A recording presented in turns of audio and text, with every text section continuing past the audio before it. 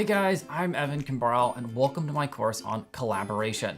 Did you know that nearly 75% of employers rate teamwork and collaboration as one of their most important activities?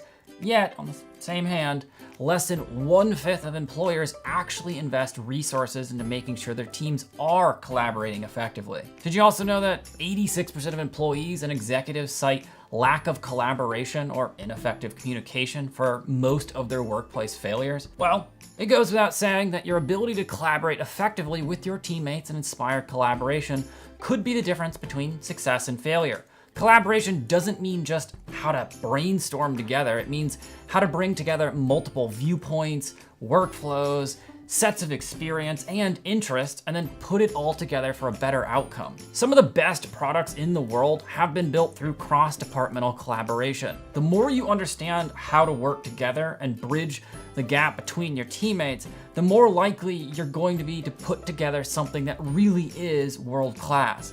That's what we're going to cover and focus on in this course.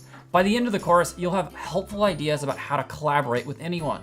We'll look at how collaborative teams work from the perspective of a team member to a leader, and how teams operate across departments and within online workplaces.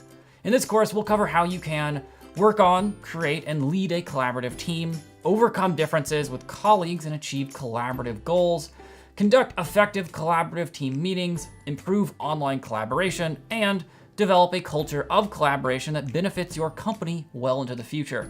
You'll be able to apply these ideas and best practices immediately, finding new and valuable ways to work with and inspire teammates.